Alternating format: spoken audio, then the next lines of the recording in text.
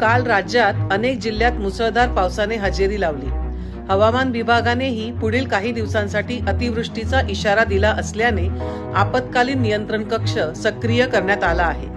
पावसाने निर्माण झालेल्या परिस्थितीचा मुख्यमंत्री देवेंद्र फडणवीस, उपमुख्यमंत्री एकनाथ शिंदे, उपमुख्यमंत्री अजित पवार सतत आढावा घेत आहेत। नागरिकांच्या मदतीसाठी प्रशासनाने सतर्क राहण्याचे, पावसामुळे झालेल्या नुकसानीचे तत्काळ पंचनामे करण्याचे निर्देश राज्य शासनाने दिले आहेत। आपत्ती व्यवस्थापन मंत्री गिरीश महाजन आणि मुख्य सचिव सुजाता सौनिक राज्याच्या आपत्ती निवारण कक्षाशी संपर्क करीत आहेत। राज्यातील राष्ट्रीय आपत्ती प्रतिसाद दल आणि राज्य आपत्ती प्रतिसाद दल, अग्निशामक सेवा, महसूल प्रशासन, गृहनिर्माण या विभागांना नियंत्रण कक्षाच्या माध्यमातून तातडीने उपाययोजना करण्याच्या सूचना मुख्यमंत्री देवेंद्र फडणवीस यांनी दिल्या असून जास्त पाऊस झालेल्या जिल्ह्यात नागरिकांच्या बचावासाठी सज्जता ठेवण्याच्या अनुषंगाने सूचना करण्यात आल्या आहेत। मुंबई आणि MMR, रायगड, सोलापूर, सातारा आणि पुणे या ठिकाणी काल अतिवृष्टी झाल्याने मुंबई महानगरपालिका, अग्निशमन दल, मुंबई पोलीस आणि इतर यंत्रणा यांना 24 तास अलर्ट राहण्याच्या सूचना देण्यात आल्या आहेत। काल झालेल्या पावसामुळे अनेक जिल्ह्यात शेतीचे, पशुधनाचे व घरांचे नुकसान झालेले असल्याने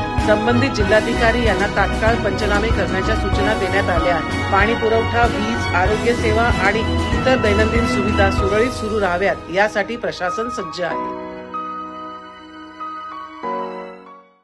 असे आमचे दररोजचे नवनवीन व्हिडिओ पाहण्यासाठी आमचा लोकसंवाद लाईव्ह YouTube चॅनल लाईक आणि सबस्क्राईब करा।